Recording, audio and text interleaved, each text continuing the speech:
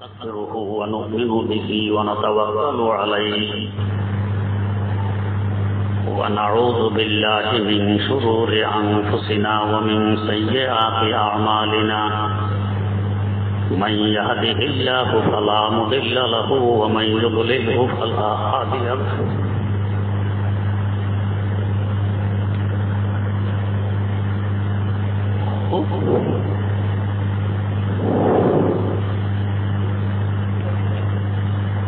ونشهد أن لا إله إلا الله وحده لا شريك له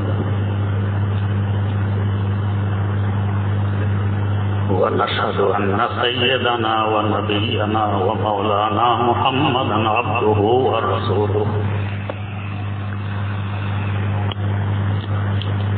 أرسله بالحق بشيرا ونذيرا وداعيا إلى الله بإذنه وسراجا منيرا صلى الله تعالى عليه وعلى آله وأصحابه وسلم تسليما كثيرا كثيرا أما بعد فأعوذ بالله من الشيطان الرجيم بسم الله الرحمن الرحيم ربنا وبعث فيهم رسولا منهم يتلو عليهم آياتك ويعلمهم الكتاب والحكمة ويزكيهم إنك أنت العزيز الحكيم صدق الله مولانا العظيم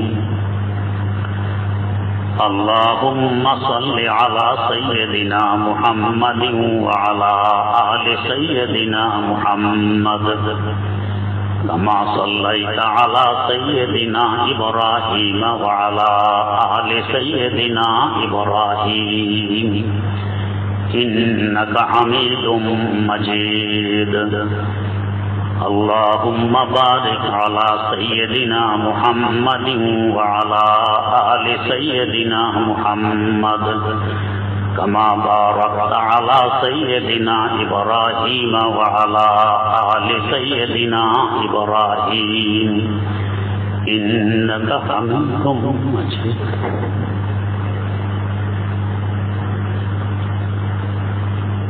গত পরশুর বয়ানে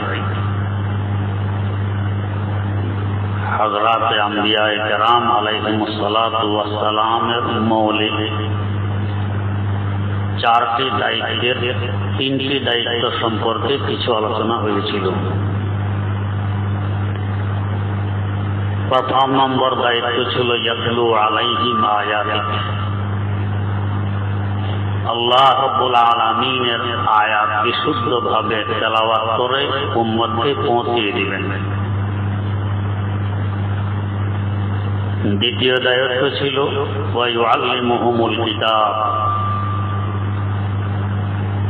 কিতাব তথা কোরআনে কারীম বিশুদ্ধভাবে শিখিয়ে দিবেন কোরআন কি বলে। তৃতীয় দায়িত্ব ছিল ওয়াল হিকমা, কোরআনের আমলি নমুনা উম্মতের সামনে পেশ করবে কিভাবে কোরআনী জিন্দেগি গড়ে তুলতে হয়। চার নম্বর দায়িত্ব ওয়ায়ুযাক্কিহিম, উম্মতের তাসকিয়া তথা আত্মশুদ্ধির ব্যবস্থা করবেন।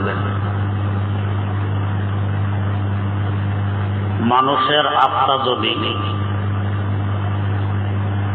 আরশমুখী না হয়, আল্লাহমুখী না হয়,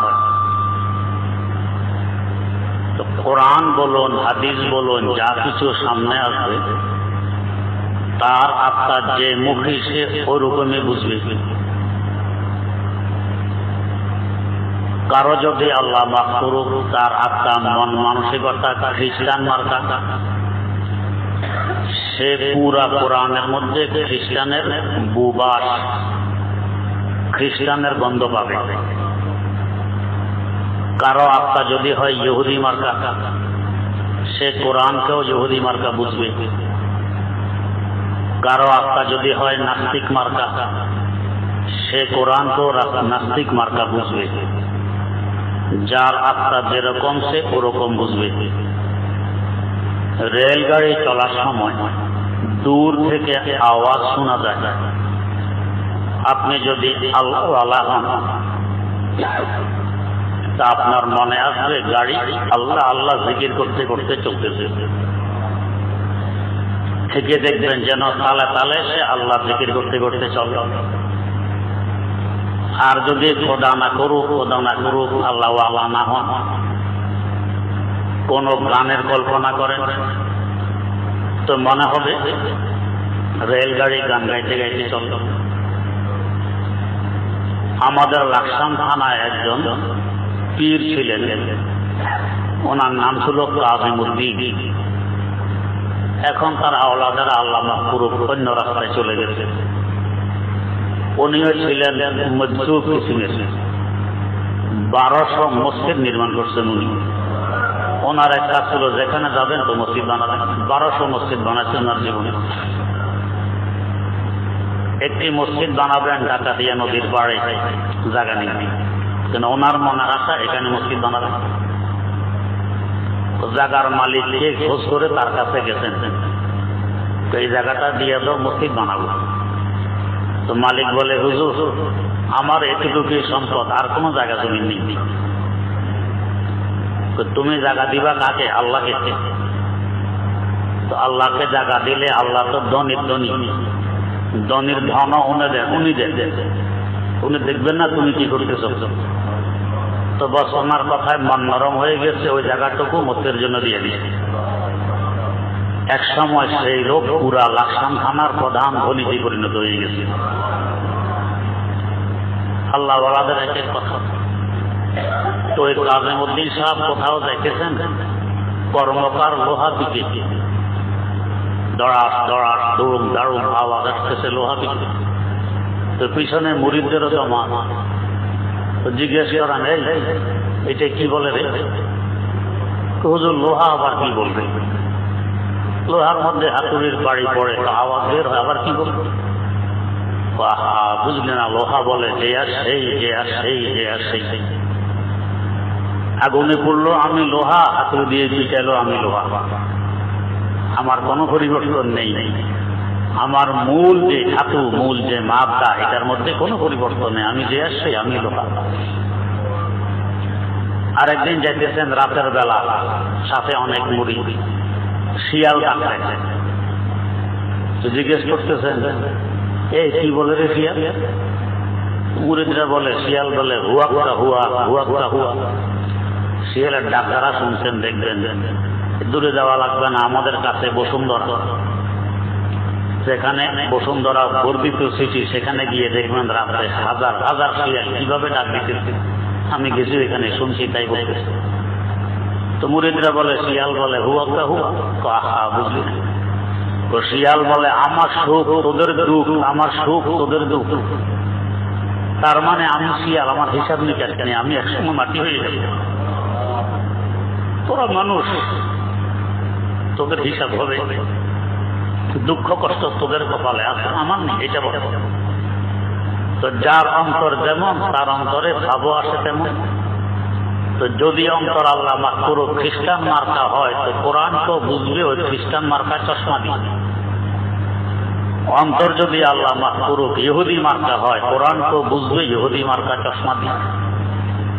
অন্তর যদি নাস্তিক মার্কা হয় তো কোরআন তো বুঝবে নাস্তিক মার্কা চশমা দিয়ে। তাই দেখবেন কত নাস্তিক কোরআনের আয়াত দিয়ে দলিল দেয়। ইহুদিরাও তাদের ধর্ম অনেক সময় কোরআনের আয়াত পেশ করে তাদের ধর্ম প্রচারের জন্য। খ্রিস্টানরা তো এখন করতেই আছে। এমনকি আমাদের ধর্মীয় পরিভাষা ওরা ব্যবহার করতেছে আমাদেরকে ওদের দিকে ঘায়েল করা যায়। সুকৌশলে মুসলমানদেরকে অন্য রাস্তায় সরানোর পায়তারা চলতেছে। রংপুর লালমনিরহাট এক মসজিদের খতিব ওয়াজ করতেছেন। ঘটনাক্রমে আমাদের এখানের এক হুজুর ওই মসজিদে ছিলেন।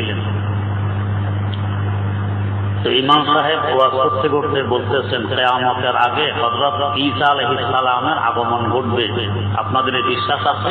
জি আমাদের ওই আকীদা, কিয়ামতের আগে ঈসা আলাইহিস সালাম তাশরীফ আনবেন। তো উনি যখন তাশরীফ আনবেন তখন ওনাকে মানতে হবে না? হ্যাঁ মানতে হবে। তো নবীকে না মানলে আর কাকে মানে? তো যখন ওনাকে মানতে হবে তখন এখন থেকে মানলে সমস্যা, আগে থেকে মানলে তো আরো ভালো। ঠিক আমরা তো হুজুগের পাগল। দেখবেন এক বয়ান আছে দেওয়ান বাগি সাহেবের বয়ান। দেওয়ান বাগি সাহেব বলতেছেন মা ফাতেমা যে আমার স্ত্রী ছিল আপনাদের বিশ্বাস হয়? ঠিক সবাই আলিয়া।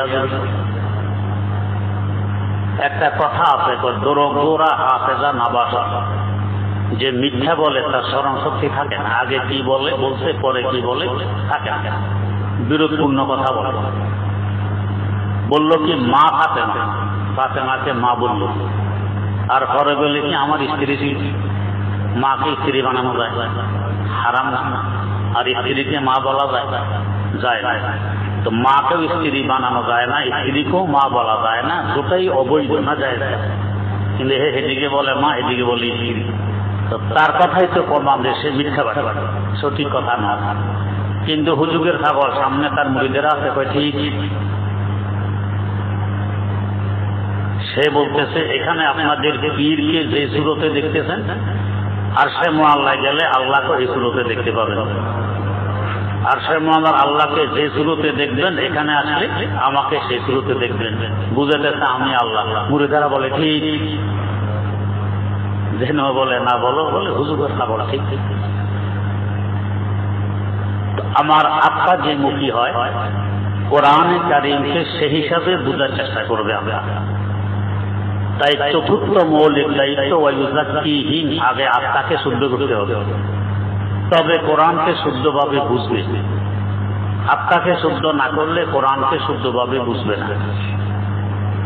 এই জন্য হযরতে আম্বিয়ায়ে কেরাম আলাইহিমুস সালাতু ওয়াস সালাম এবং তাদের অনুসরণে আজ পর্যন্ত হযরতে উলামায়ে কেরাম, হক্কানি পীর মাশায়েখ আত্মার উপরে মেহনত করেন বেশি। এটাকে ঘষে মেজে ঠিক করতে হবে। এটাকে বলে ইসলাহে নফস, এটাকে বলে আত্মশুদ্ধি। নবীর মৌলিক চতুর্থ দায়িত্ব আত্মাকে শুদ্ধ করা। এর বিপরীতে গত পরশু বলছিলাম যারা দার্শনিক বৈজ্ঞানিক, এদের চেষ্টা প্রচেষ্টা পুরা জোর চলে ব্রেনের পিছনে। নবীদের পথ চলে অন্তরের পিছনে, ওদের চলে ব্রেনের পিছনে। ফল কি? ব্রেনের পিছনে চলার কারণে একজন আরেকজনকে মিথ্যাবাদী সাব্যস্ত করে, বেকুব সাব্যস্ত করে, আহামক সাব্যস্ত করে। ব্রেনের পিছনে মেহনত করনেওয়ালা একজন বলে গেছে পৃথিবী স্থির, সূর্য ঘুরে পৃথিবীর চতুর্দিক। পরবর্তীতে আরেক ব্রেনের পিছনে পরিশ্রম করনেওয়ালা এসে বলতেছে না, সূর্য স্থির, পৃথিবী তার চতুর্দিকে ঘুরে। আগে যে বলছে সে বেকুব, বুঝবুদ্ধি নেই, ভুল বলছে, এটা মিথ্যা। এরপরে আরেক ব্রেনের উপরে পরিশ্রম করনেওয়ালা, মেহনত করনেওয়ালা বলতেছে না, পৃথিবী স্থির নেই, সূর্য স্থির নেই, উভয়টাই ঘুরে। আগে যে বলছে সূর্য স্থির পৃথিবী ঘুরে, এও বেকুব, ভুল বলছে। আর যে বলছে পৃথিবী স্থির সূর্য ঘুরে, এও বেকুব, ভুল বলছে, বেকুব বলছে। সামনে হয়তো আরেক এরকম ব্রেনের পিছনে মেহনত করনেওয়ালা এসে বলবে, যে বলছে সূর্য ঘুরে পৃথিবী ঘুরে, আরো বড় বেকুব, সে নতুন অন্য কোন থিওরি নিয়ে আসতে পারে। এদের সিলসিলার ধারা কি একজন আরেকজনকে মিথ্যাবাদী সাব্যস্ত করা, বেকুব সাব্যস্ত করা। তার মানে বেকুবদের একটা সিলসিলা, একটা জমা, আমার কথা নয়, ওদের কথা। আর হযরতে পয়গম্বর আলাইহিমুস সালাতু ওয়াস সালাম যারা আত্মার উপরে মেহনত করেন, দিলের উপরে মেহনত করেন, এরা বলে না আমার আগে যে ঈসা আলাইহিস সালাম আসছেন সত্য নবী, যা বলছেন সব সত্য, আল্লাহর পক্ষ থেকে পেয়ে বলছেন, এক কথা মিথ্যা বলে। এমনকি আমার ভাই, আমার আগের নবী ঈসাকে যদি না মানো, আমাকেও মানা হবে না। এর আগে সাইয়েদেনা হযরত মূসা আলাইহিস সালাম আসছেন, উনি যা কিছু বলছেন সব সত্য, আমার আল্লাহর পক্ষ থেকে পেয়েই বলছেন, নিজের পক্ষ থেকে বলেন। ওনাকে যদি না মানো, আমাকেও মানা হবে না। পুরা ১৬ লক্ষ পয়গম্বর একজন আরেকজনকে মানতেছে, হক বলে প্রমাণ করতেছে। এমনকি আগে যারা আছেন তারা পরের ওয়ালা সুসংবাদ জানায় গেছেন, তাদেরকেও হক বলে গেছেন। সাইয়্যিদানা হযরত ঈসা আলা নবিয়িনা ওয়া আলাইহি সাল্লাতু ওয়াস সালাম, তারপরে যে শেষ নবী আসবেন উনি সুসংবাদ দিয়ে গেছেন এবং বলেও গেছেন মিন বা'দি ইসমুহু আহমদ, আমার পরে যে নবী আসবেন তার নাম আহমদ, নাম পর্যন্ত বলে গেছেন, তিনিও সত্য। আত্মার উপরে যারা মেহনত করেন তাদের নিয়ম নীতি আর সিলসিলা কি, আরেক আত্মার উপরে মেহনতকারী সত্যদের একটা জমাত, সাদেকিনদের জমাত। পয়গম্বরের পরে আজ পর্যন্ত যত আত্মার উপরে মেহনতকারী আসছেন এই জগৎ, আমরা যাদেরকে আউলিয়া আল্লাহ বলি, এদেরও একজনের অন্তরে আরেকজনের জন্য আজমত, মহব্বত, ইজ্জত, এহতারাম কি পরিমাণ আমাদের কল্পনার বাইরে। বেশি দূরের কথা নয়, কাছের কথা বলতেছি। হাকিমুল উম্মত মুজাদ্দিদুল মিল্লাত হযরত শাহ আশরাফ আলী থানভী রাহমাতুল্লাহ আলাইহি, শাইখুল আরব ওয়াল আজম সৈয়দ হোসেন আহমদ মাদানী রাহমাতুল্লাহ আলাইহি, এক জমানার বুজুর্গ, ইলম ও আমলের দুইটি আকাশচুম্বী পাহাড়। হযরত থানভী রাহমাতুল্লাহ আলাইহির দরবার নিয়ম কানুনে চলত, খুব নিয়ম কানুন, এক চুল পরিমাণ কানুনের ব্যস্তম হইত না, যেভাবে কানুন এভাবে এখানে চলত। কিরকম চলত, কথায় কথা আসে। আপনারা চিনেন হযরত মাওলানা হাবিবুল্লাহ মেসবাহ মরহুম, ওনার শ্বশুর বড় আলেম ছিলেন, আমাদের কুমিল্লার শেষ মাথা, কুমিল্লার শেষ গ্রাম, এরপরে নোয়াখালী শুরু, এখানে ওনার বাড়ি। হযরত মাওলানা কালিমুল্লাহ রহমতুল্লাহ ছাত্র ছিলেন মিয়া আসগর হোসেন রহমতুল্লাহ আলাইহির ছাত্র, শাইখুল আরব ওয়াল আজম সৈয়দ হোসেন আহমদ মাদানী রহমতুল্লাহ আলাইহির ছাত্র। তো ওনাকে ওনার ভাতিজা আলহাজ আব্দুল ওদুদ খান ভাতিজা জিজ্ঞেস করতেছেন, চাচা আপনি দেওবন্দে থাকা অবস্থায় বড় বড় তিনজন বুজুর্গ তখন দেওবন্দে ছিলেন, একজন মিয়া আসগর হোসেন রহমতুল্লাহ আলাইহি, একজন হাকিমুল উম্মত মুজাদ্দিদুল মিল্লাত হযরত শাহ আশরাফ আলী থানভী রাহমাতুল্লাহ আলাইহি, একজন শাইখুল আরব ওয়াল আজম সৈয়দ হোসেন আহমদ মাদানী রাহমাতুল্লাহ আলাইহি। বলেন তো তিনজনের মধ্যে বড় বুজুর্গ কে? ভাতিজা জিজ্ঞেস করে চাচাকে। তা আমাদের মতো নির্বোধ যদি হইতো তো বলতো হ অমুক বড় অমুক ছোট, আল্লাহ মাফ করুন। উনি বললেন, বেটা কে বড় কে ছোট কিভাবে বলবো? যখন হযরত মিয়াঁ সাহেবের দরবারে যেতাম তো মনে হইতো ইয়ে দরবারে খোদাবন্দি হয়, যেন আল্লাহ পাকের দরবারে চলে আসছে এমন মনে হইত। যখন থানভীর দরবারে যেতাম মনে হইতো ইয়ে দরবারে শরীয়ত হয়, শরীয়ত যেভাবে বলে এভাবে এখানে চলে, এক চুল পরিমাণ নড়বড় নেই। যখন হযরত মাদানীর দরবারে যেতাম মনে হইতো ইয়ে দরবারে নবুয়ত হয়, নবীর আখলাক, নবীর চরিত্র, নবীর চালচলন, নবীর সামায়েল সব কিছু এখানে। এবারে বলো কোন দরবার থেকে ভিন্ন? শরীয়ত নবুয়ত থেকে আলাগ নয়, নবুয়ত আল্লাহ রাব্বুল আলামিনের হুকুম আহকাম থেকে আলাগ নয়। কোনটা বড় কোনটা ছোট কি বলবো? চাচা বুঝলাম না কি বলতেছেন এগুলি। পরে বললেন, দেখো একদিন মিয়াঁ সাহেবের কামরায় যাব, তো যাইতে যাইতে মনে মনে কল্পনা আসছে, মানুষ বলে মিয়াঁ সাহেব বড় বুজুর্গ, বড় আল্লাহর ওলি। আগের যুগে বুজুর্গেরা আগুনে ডুবতে ফুটতো না, কই হুজুরে কোনো কারামত দেখি না, কেমনে বুঝতাম বুজুর্গ? এইটা মনের ভিতরে কল্পনা। হুজুরের কামরা দুয়ারে গিয়ে দেখি হুজুর দুয়ারের দিকে এদিকে সামনে দিয়ে চুলার মধ্যে কি পাকাইতেছেন, স্টোভে কি পাকাইতেছেন। আমি দেখতেছি পাতিলের মধ্যে গট গট গট গট করতেছে, উথলিত অবস্থায় কি বস্তু আছে, কি পরিমাণ গরম হবে পাতিল। হাতে কোনো ন্যাকড়া নুকড়া নেই, কাপড় চোপড় নেই, খালি হাতে গরম পাতিলটা ধরে নিজ জায়গায় রেখে দিলেন। চুলার ভিতরে যে এখন দেখবেন একটা লোহা থাকে, এটা লাল হয়ে যায় জ্বলতেছে, তো এইটা হাতে ধরে তুলে আরেকটা নিয়ে রাখবেন। তো এই সময় আমি বললাম আসসালামু আলাইকুম ওয়া রাহমাতুল্লাহ। হুজুর আমার দিকে তাকায় বললেন, যা কিছু দেখছো খবরদার আমার জীবদ্দশায় কারো কাছে বলতে পারবে না। আমি তো এখন হয়রান, কি কল্পনা করতে করতে ঢুকলাম, আর আল্লাহ পাক কি দেখাইলেন। তো দরবারে খোদাবন্দি হয়। আরেকদিন মাদ্রাসা ছুটি, বাড়ি আসছে, দেওবন্দ থেকে কুমিল্লা আসতে তখন 10 টাকা ভাড়া লাগলো, আমার কাছে 1 টাকাও নেই, ঋণ করে আসতে হতো। হযরত মিয়া সাহেবের কাছে যাইতেছি, বিদায় আনবো, দোয়া আনবো। তো যাইতে যাইতে মনে মনে ভাবতেছি, মানুষ হযরতকে কত হাদিয়া তোফা দেয়, হযরত যদি আমার 10 টাকা হাদিয়া দিয়ে দিতেন তো ঋণ করা লাগতো না, বিনা ঋণে বাড়িতে আসতে পারতাম, এটা মনে মনে। তো গেলাম, মুসাফা করলাম, দোয়া নিলাম, বিদায় নিলাম। দুয়ারের কাছে আসলাম, এই বেটা ঠেরো ঠেরো, বেটা দাঁড়াও দাঁড়াও, দাঁড়াইলাম। তো পোটলা একটা এনে হাতে দিয়ে দিও, লে যাও, ইয়ে তোমার, নিয়ে যাও, এটা তোমার। তো কামরা এনে খুলে দেখি 1 সুট জামার কাপড়, ভিতরে 10 টাকা। কিরে ভাবলাম কি হইল কি? তো দরবারে খোদাবন্দি।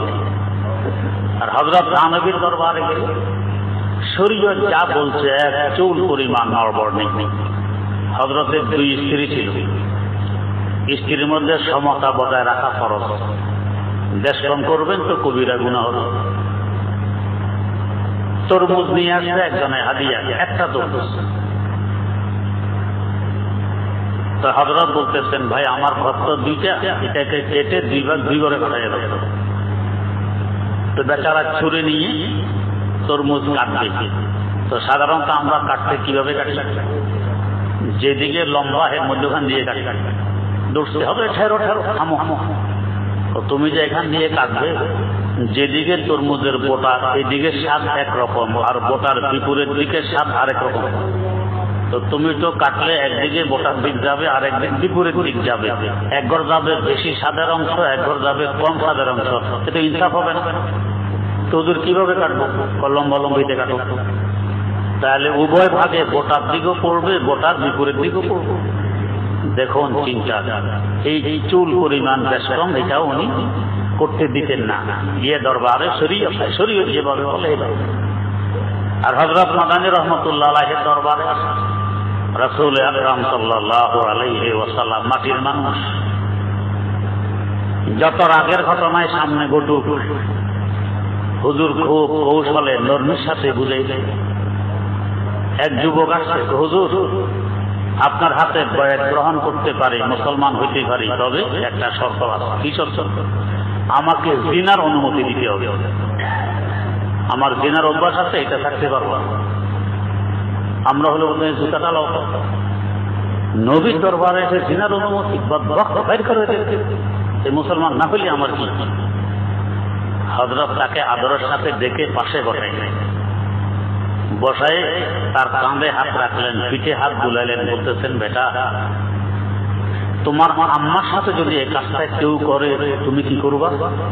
আরে বাপরে বাপ, হত্যাই করে ফেলবা আমার মার সাথে। ও তোমার স্ত্রীর সাথে যদি কেউ এই কাজ করে কি করবা? হত্যা করবো। আমার স্ত্রীর সাথে এই কাজ এত বড় সাহস? তোমার মেয়ের সাথে যদি কেউ এই কাজ করে তাকে কি করবো? তাকেও হত্যা করবো। তোমার বোনের সাথে যদি করে তাকে কি করবা? তাকেও হত্যা করবো। হুজুর বলেন, বেটা তুমি যে জিনা করবা, এই তো হয় কারো মা, না হয় কারো স্ত্রী, না হয় কারো মেয়ে, না হয় কারো বোন, তাহলে ওরা কি করবে এবারে বলো? তো হুজুর বুঝে আসছে, তওবা করলাম, জীবনে এই কথা করবো। বাস নরমির সাথে বুঝাই দিলেন দরবারে নবুয়ত। তো শাইখুল আরব ওয়াল আজম সৈয়দ হোসেন আহমদ মাদানী রহমতুল্লাহ এরকম নরম করত। ছাত্ররা মজা তো করতো এই সুযোগে, ছাত্র তো ছাত্র, অনেক ছাত্র ওস্তাদের কদর বোঝে না, তো মজা ভিক্ষুক আসছে, ভিক্ষুক বিকে করে। তো ছাত্ররা জিজ্ঞেস করে, ভাই শাদি কি হোক, বিয়ে শাদী করছো? আমি ফকির মানুষ, কে আমাকে মেয়ে দিবি? ও মেয়ে দিবে না? কয় না। তো আমাদের এখানে এক হুজুর আছে, হুজুরে দিবে দিবে। কি করা লাগবে? তো ওই যে ঘর দেখা যায়, এই ঘরে যাইয়া গেটের মধ্যে আওয়াজ দিবে, দেখবে এক হুজুর বেরিয়ে আসে। আসলে বলবা যে হুজুর আমি ফকির মানুষ, কেউ মেয়ে দেয় না, আপনার মেয়ে বিয়ে করতে আসে, আপনি আমার মেয়ে দিয়ে দিবেন। তো হুজুরের স্বভাব কি? ধমক দিবে তোমার, এটা হুজুরের স্বভাব। আসলে মেয়ে দিবে, প্রথমে ধমক দিবে, সরে যেতে বলবে, কিন্তু তুমি ছাড়বা না, পিছে পিছে ঘুরবা যে পর্যন্ত মেয়ে না দিবে, একবার দিয়ে দিবে, এটা হুজুরের স্বভাব। এখন বেচারা ফকির মানুষ হুজুরে গেটে যে আওয়াজ দিছে, হুজুর বেরিয়ে আসে, ভাই ভাই কি চাও? কয় যে আমি ফকির মানুষ, তো মেয়ে দেয় না, আপনার নাকি মেয়ে আছে, মেয়ে বিয়ে করতে আসে, আপনি আমার কাছে মেয়ে দিয়ে দেন। মেয়ের বিয়ে আমাকে এভাবে সরাসরি করতাম, মাধ্যমে দেয়, ছেলের বাপে দেয়, শাখায় দেয়, অন্যরা সেই সরাসরি। আরে হ্যাঁ তুমি কোথেকে আসছো, কি মেয়ে সর এখান থেকে। এখন এ আর পিছা ছাড়ে না, হুজুর মসজিদে গেলে মসজিদে, ক্লাসে আসলে ক্লাসে, ঘরে গেলে ঘরে, লড়কি চাই, মেয়ে চাই, মেয়েদের বিয়ে বিয়ে বলা আমাদের হা হুজুর তো বড় মুসিবতি করছে। এই যে এখন এরে বুঝেছি যে ভাই আমরা দুষ্টামি করছি, আসলে মেয়ে তোমার এখানে দিবে। কিন্তু হুজুরের গোসা নেই, মাটির মানুষ, দরবারে বউ আছে, তো কাকে বড় কাকে ছোট কি বুঝবো? আল্লাহ। তো এই হযরত থানবী আর মাদানী, হযরত থানবীর দরবার কানুনের বাইরে কোনো কিছু নেই, সব কানুনের ভিতরে। কানুন লেখা আছে রাতে 9টা বাজে বাতি বন্ধ হবে, 9টা বাজে খানকায় ও আর কেউ ঢুকতে পারবে না, দুয়ার বন্ধ হবে। কোন মেহমান টেহমান আসছে খানকায় জায়গা রাখবে। হযরত শাইখুল আরব ওয়াল আজম সৈয়দ হোসেন আহমদ মাদানী রহমতুল্লাহ আলাইহি আসছেন, 9টার পরে এসে হাজির হয়েছেন, ঢুকতে পারে, কানটা বন্ধ। মসজিদে রয়েছে, মসজিদে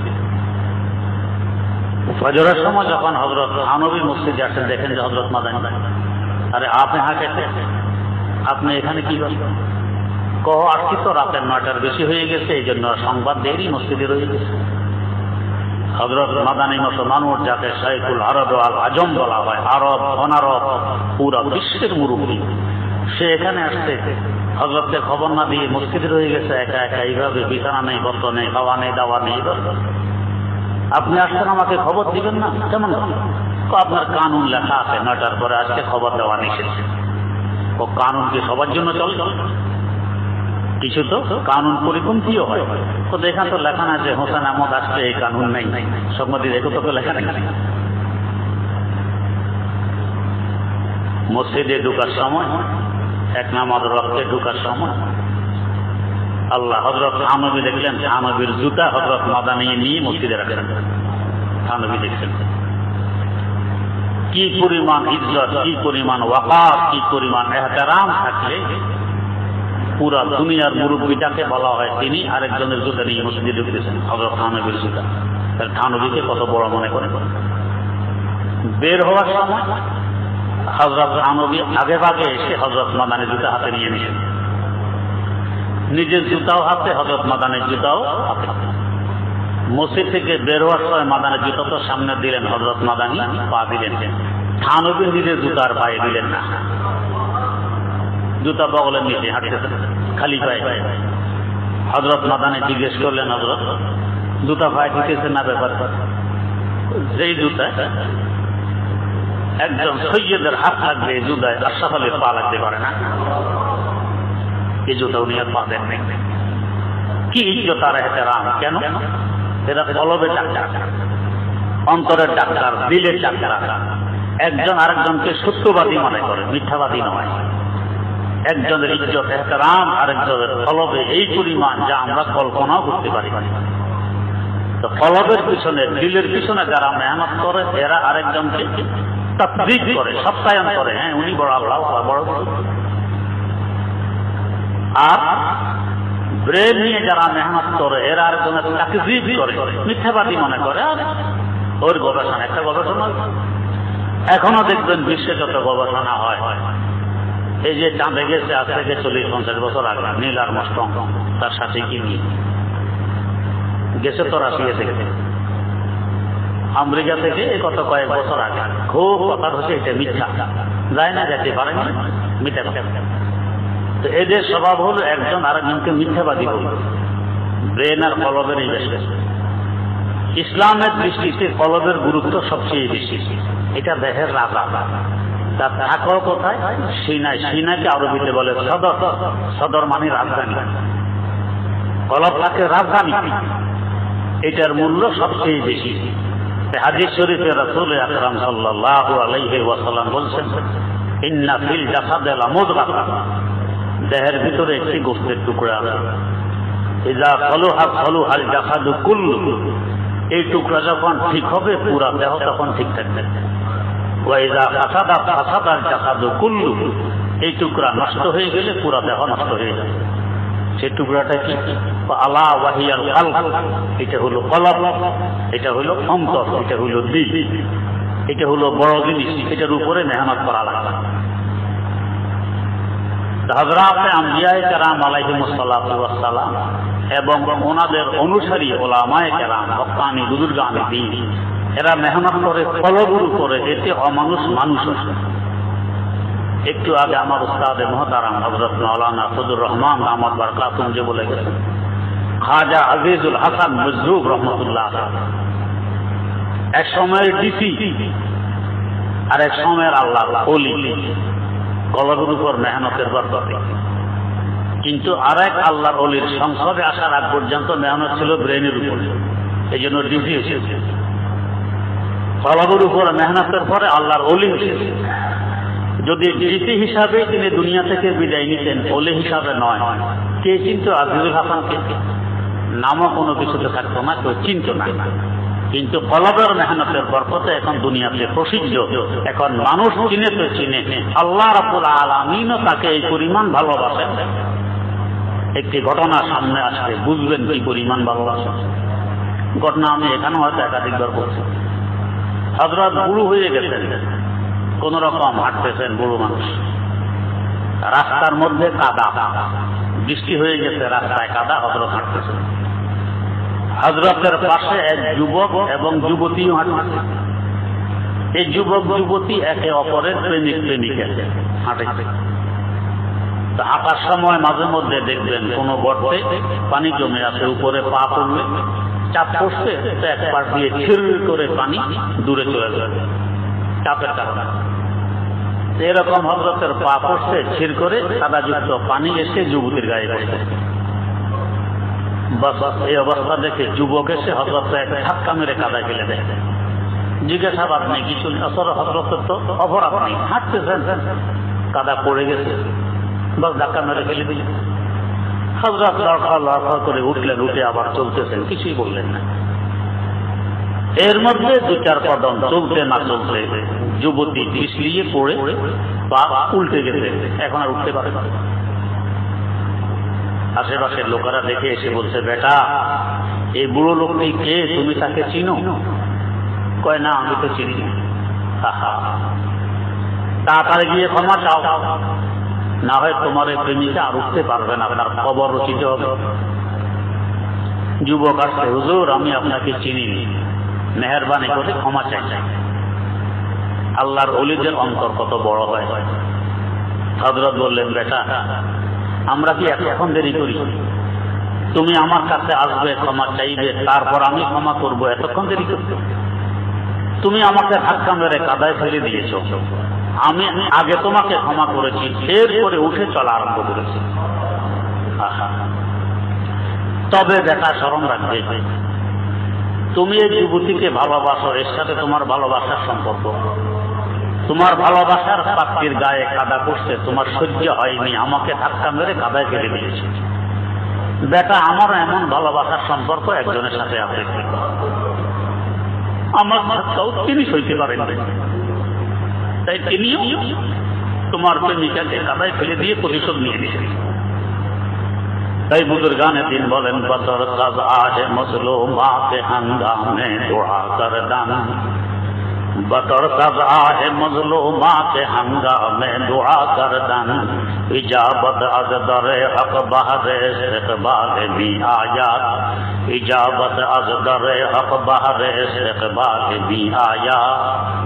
যারা মজলুম, অত্যাচারিত, নিপীড়িত, এদের দীর্ঘ শ্বাস, এদের আহকে ভয় করে, এরা জমিনে আহ করে আর সাথে প্রতিশোধ নেমে আসে।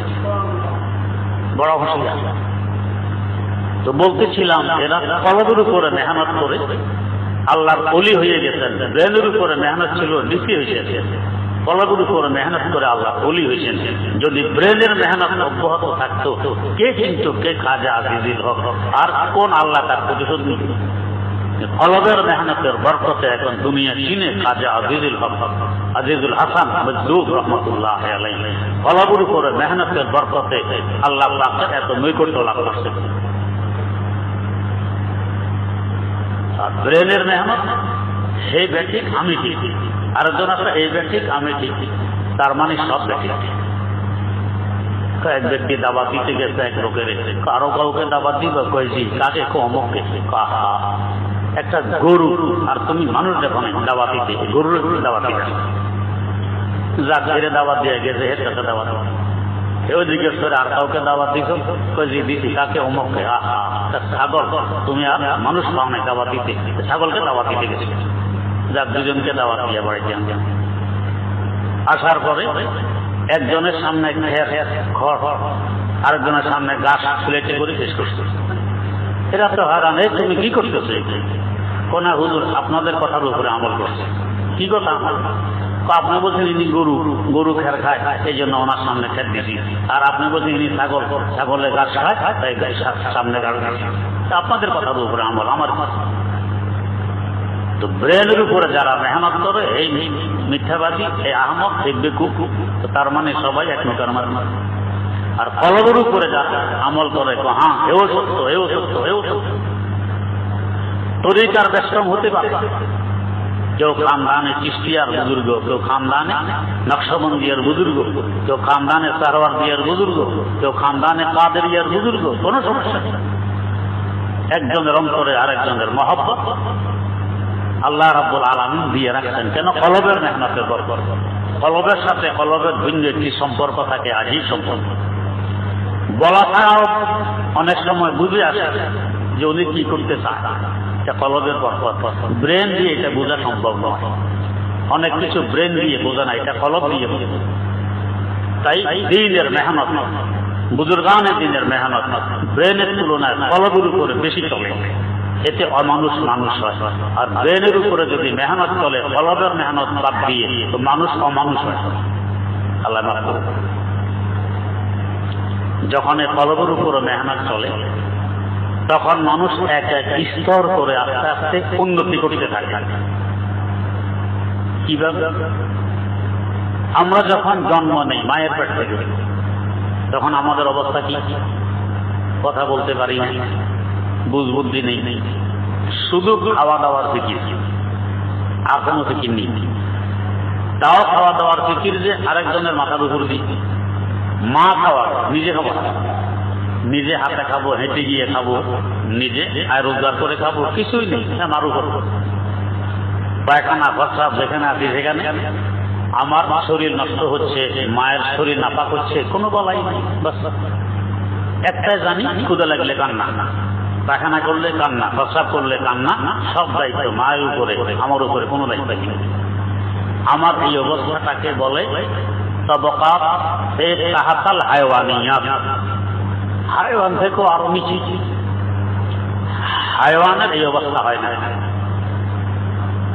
মুরগির বাচ্চা ডিম থেকে মাত্র বেরিয়ে আসে, এখন দেখবেন সে তার মায়ের বাসায় কথা বলতে পারে, সিঁও সিঁও সিঁও সিঁও কথা শুনছে, নিজেও মুরগির সামনে হাঁটতেছে, নিজের খাবারের চিন্তা নিজেও করতেছে।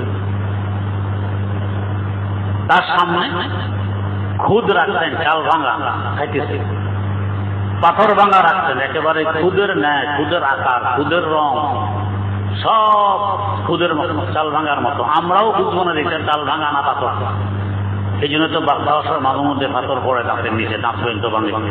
যদি বুঝতাম সেই পাথর মুখে দিতে, এটার যে রং বাতের সে রং, এটার যে আকার বাতের সে আকার, এই জন্য তো মুখে দিতে। কিন্তু মুরগির বাচ্চা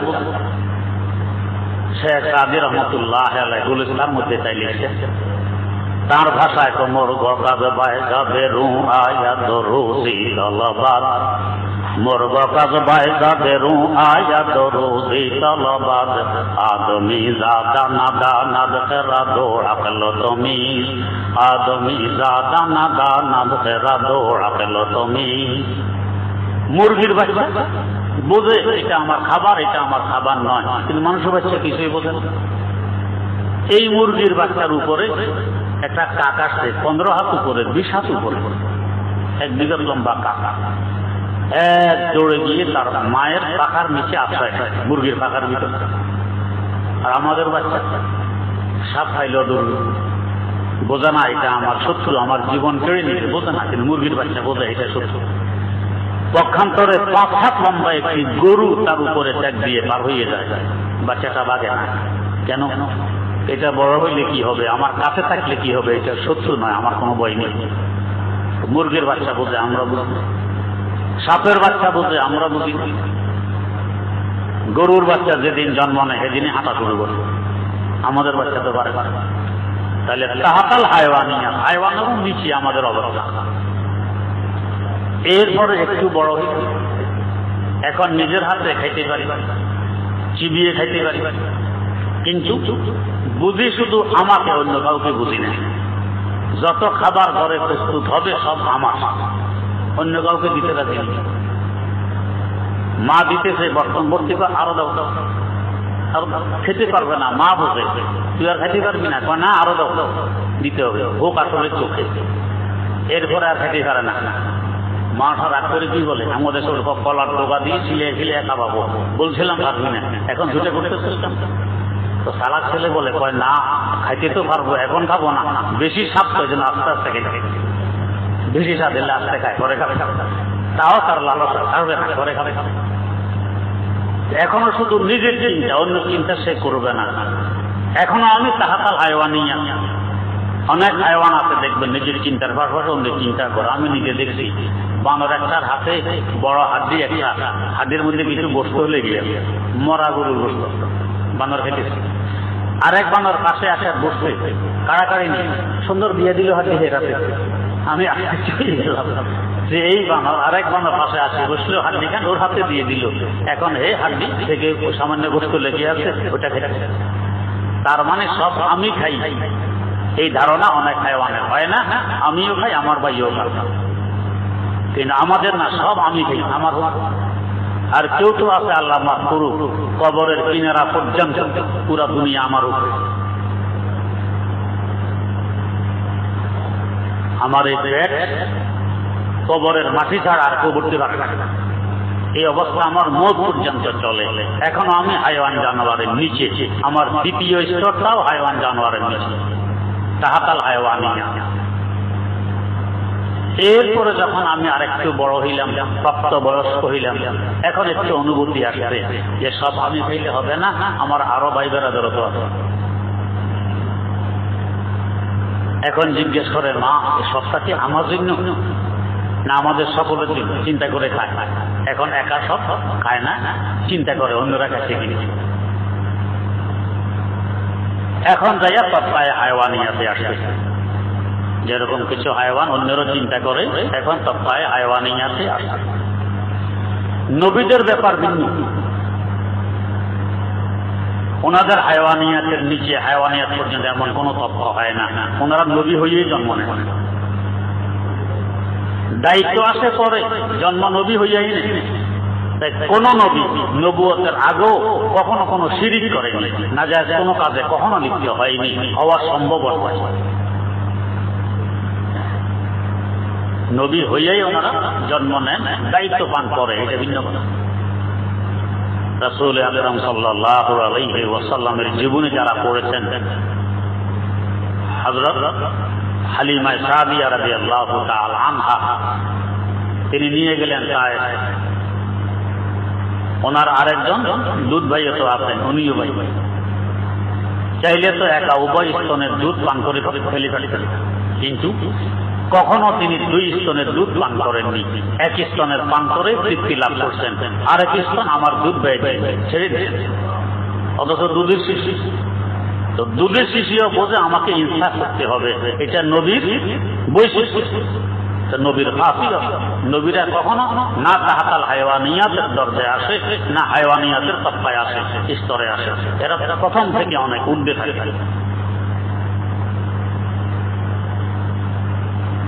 হায়ওয়ানিয়াতের তৎপায় আসার পরে এখন যেহেতু আমি প্রাপ্তবয়স্ক হয়েছি, আমাকে আমার চিন্তা করলে হবে না, আশেপাশের চিন্তা করলে হবে না, আমার এবং আমার আশেপাশের সকলের আখিরাতের চিন্তাও করা লাগবে। তবকায়ে ঈমানিয়াত, চতুর্থ স্তর তবকা, তবকায়ে ঈমানিয়াত। এখন আমি ঈমান পর্যন্ত পৌঁছলাম। এখন আমার নামাজ, কালাম, হজ, যাকাত, রোজা, ইবাদত, এগুলোর চিন্তা আমাকে এখন করা লাগবে। এখন আমি আসছি বাস্তবে তবকায়ে ইনসানিয়াত, তবকায়ে ঈমানিয়াত। এখন আমি ঈমানের স্তরে পৌঁছলাম। এখন থেকে আমার ভিন্ন জীবন শুরু হয়ে গেছে। এখন শুধু দুনিয়া দুনিয়া করলে হবে না, তার মানে শুধু ব্রেন নিয়ে মেহনত করলে হবে না, এখন কলবের মেহনত লাগবে। এই শুরু হয়ে গেছে তবকায়ে ঈমানিয়াতে পড়তে। তবকায়ে ঈমানিয়াত আসার পরে এখন ইসাব, আমি আমার থেকে অন্যকে অগ্রাধিকার করি। আগে তো ছিল আমার অধিকার আমি, অপর অধিকার অপরকে, যার যার অধিকার অনুযায়ী থাকবে। এখন না, আমার অধিকার ছেড়ে অন্যকে দিয়ে দিয়েছি। যাকে আমি বলি কাড়াকাড়িতে আরাম নেই, ছাড়াছাড়িতে আরাম, যাকে ইসার বলা হয়। অন্যের জন্য আমি ছেড়ে দিব, আমার হকটা ছেড়ে দিব। এটাকে বলে তবকায়ে ইনসানিয়াত। এটা মানুষের স্বভাব। আমি আমার থেকে অন্যকে অগ্রাধিকার দেব, এটা হলো মানুষের স্বভাব। আল্লাহ রাব্বুল আলামিন এদের প্রশংসা কোরআনে কারিমে করছেন, ইউসিরুনা আলা আনফুসিহিম ওয়ালাউ কানা বিহিম খাসাসা। নিজের প্রয়োজন আছে, খুব প্রয়োজন আছে, তারপর অন্যকে অগ্রাধিকার দেন। ইয়ারমুকের যুদ্ধের ঘটনা আপনারা পড়ছেন। যুদ্ধ শেষ, যারা আহত ময়দানে পড়ে আছে ছড়িয়েছে। এই অবস্থায় পানির খুব প্রয়োজন। দেখা যায় ময়দানের এক কোণ থেকে আওয়াজ আসছে, এক ফোঁটা পানি। এক ব্যক্তির কাছে পেয়ালা পানি ছিল, দৌড়িয়ে গেছে, এই ভাই পানি আনছি, নেন। পানির পেয়ালা মুখে লাগাইছেন, পান করবেন, পিপাসা মিটবে। এই সময় আরেক দিক থেকে আওয়াজ আসলো, এক ফোঁটা পানি। এই পানিটা পান করলেন না, ভাই আমার ওই ভাইয়ের কষ্ট আমার থেকে বেশি হতে পারে, পানিটা তাকে দিয়ে দেয়। ইউসিরুনা আলা আনফুসিহিম, আমার থেকে তার অধিকার বেশি, নিজের অধিকার ছেড়ে দিল, অন্যকে দিয়ে দিল। ওনার কাছে পেয়ালা আসলো, মুখে লাগাইলেন, এখন পানি পান করবেন, পিপাসা মিটবে, কষ্ট লাঘব হবে। এই সময় আরেক কোণ থেকে আওয়াজ আসতেছে, এক ফোঁটা পানি। ও ভাই তাড়াতাড়ি ওনাকে নিয়ে দেন, ওনার কষ্ট আমার থেকে বেশি হতে পারে। পানি ওইখানে গেল, উনিও মুখে লাগাইলেন, টান দিবেন, এখন পানি মুখের ভিতরে যাবে। এই মুহূর্তে আরেক কোণা থেকে আওয়াজ, এক ফোঁটা পানি। পেয়ালা সরাই ফেললেন, ভাই পানিটা ওনাকে দিয়ে আসেন। পানিওয়ালা ওনার কাছে আসলো, দেখে যে উনি আর জিন্দা নেই, উনি শহীদ হয়ে গেছেন। ফিরে আসছেন তৃতীয় ব্যক্তির কাছে, দেখেন যে উনিও ঠান্ডা হয়ে গেছেন। ফিরে আসছেন দ্বিতীয় ব্যক্তির কাছে, দেখেন যে উনিও বিদায় নিয়ে গেছেন। আসছেন প্রথম ব্যক্তির কাছে, দেখেন উনিও আর বেঁচে নেই। পানির পেয়ালা আপন জায়গায় রয়ে গেছে, সকলেই শাহাদাতের সূরা পান করে ফেলেছেন। এটা তবকায়ে ইনসানিয়াত। এখন আমি মানুষ হইলাম। তবকায়ে ইনসানিয়াতের পরে এতক্ষণ যাব যে আমার উস্তাদে মুহতারাম হযরত মাওলানা ফজলুর রহমান দামাত বরকাতুহুম বলে গেছেন। এর আগে আমার অত্যন্ত স্নেহাস্পদ জনাব মাওলানা সাইফুল্লাহ সাহেব বলে গেছেন, নিজের কলবের মেহনত করতে হলে নিজে নিজে করলে হবে না। নিজে নিজে করতে গেলে অনেক সময় হিতে বিপরীত হয়, এটা নষ্ট হয়। নিজে করতে গেলে নষ্ট হয়। অনেক বাচ্চারা দেখবেন চালাকি করে নিজে কোনো কাজ করতে যায়, নষ্ট করে ফেলবে। করে মা কিংবা আব্বা এসে বলে, হ্যাঁ আমার জিজ্ঞেস করো না, নিজে করতে গেছে, নষ্ট করছে, ভালো হয়েছে। হিতে বিপরীত। তো নিজে নিজে এটা করা যায় না, এটা আরেকজন থেকে শিখে করতে হয়।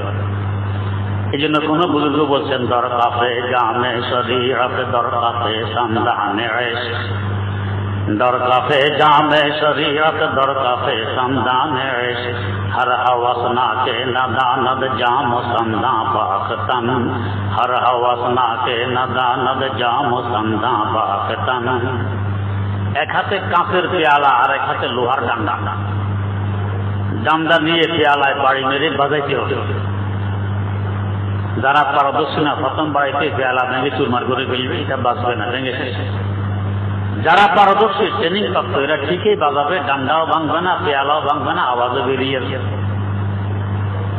তো কলবকে ঘষে মেজে পরিষ্কার করতে হলে প্রথম শর্ত হলো যাকে বলে সোহবত।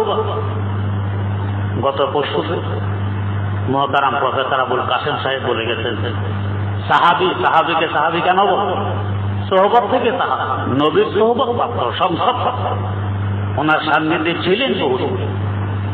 মক্কায় মুকাররমার দীর্ঘ 13 বছরের জীবন এই সোহবতে কাটতে নিজের আত্মাকে ঘষা মাজা করে পরিষ্কার করা জন্য। এমনি পানি দিয়ে দিছে আরেকজনকে, আমি মারা দেখতেছি, তারপরও নিজে পান্না আরেকজনকে দিয়ে আত্মার ঘষা মাজার বরকতে এই কাজটা সম্ভব হয়েছে, না হয় সম্ভব হইত। 13 বছর যাবতে ঘষা মাজা, এক 4 মাসে গালে বা আরেক গালে দিয়ে দেব, প্রতিশোধ নিতে পারবে না। অন্তরের উপরে যেন পরাগ চলছে, তারপরও ধৈর্য ধরবে, আহ বলতে পারবে না, বলতে পারবে না। আরেক পারদর্শীর কাছে গিয়ে ঘষা মাজা করা লাগবে। যদি এটা আবশ্যক না হইত তা আল্লাহ পাক দপ করে কোরআনে কারীম বাইতুল্লাহর ছাদে ফেলে দিয়ে বলতেন যে ভাই এই সংবিধান দিয়ে দিলাম, এটা এখান থেকে নাও, কপি বানায় নাও, এই অনুযায়ী আমল করবো, বস আমাকেও পাইবা, জান্নাতও পাইবা। তা না বলে সংবিধান দেওয়ার 40 বছর আগে যার সোহবতে থাকলে পরে সংবিধান সহিভাবে বুঝে আসবে তাকে পাঠাচ্ছেন 40 বছর আগে। এরপরে দেয়া সংবিধান এখন উনি যেভাবে বুঝাবেন ওনার সোহবতে থেকে বুঝে নিয়ে আমল করো, তখন আত্মশুদ্ধি হবে, অন্তরের ঘষা মাজা হবে। এখন সহজে আমাকে পাবে, জান্নাতে পৌঁছবে। ওনার সোহবতে সাহাবী এই সিলসিলার ধারা অব্যাহত আছে আজ পর্যন্ত। যদি এটা দরকার না হইত তো হযরত থানবীর মতো মানুষ, হযরত নানুতুবির মতো মানুষ হাজী সাহেবের কাছে গিয়ে ধর্ণা দিতেন না। ইসমাইল শহীদ রহমতুল্লাহ আলাইহির মতো মানুষ,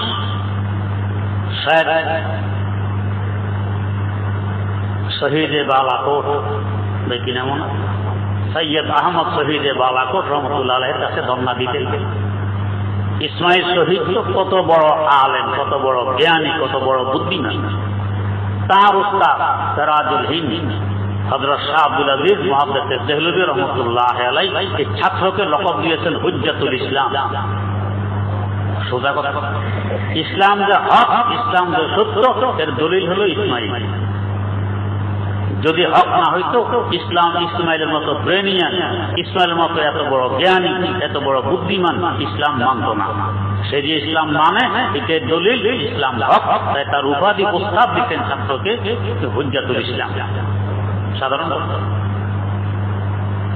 এমন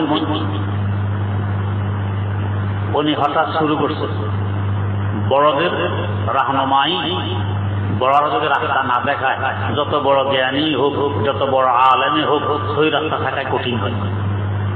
শুরু করছে রুকুর সময় হাত তোলা, আহলে হাদিস ভাইদের তোলে, উনিও শুরু করছিলেন ইসমাইল শহীদ রহমতুল্লাহ। এখন জায়গা জায়গায় গোলমাল হাঙ্গামা, একদিন এক মসজিদে যায়, রুকুর সময় হাত তোলেন, মানুষের গোলমাল শুরু করছে।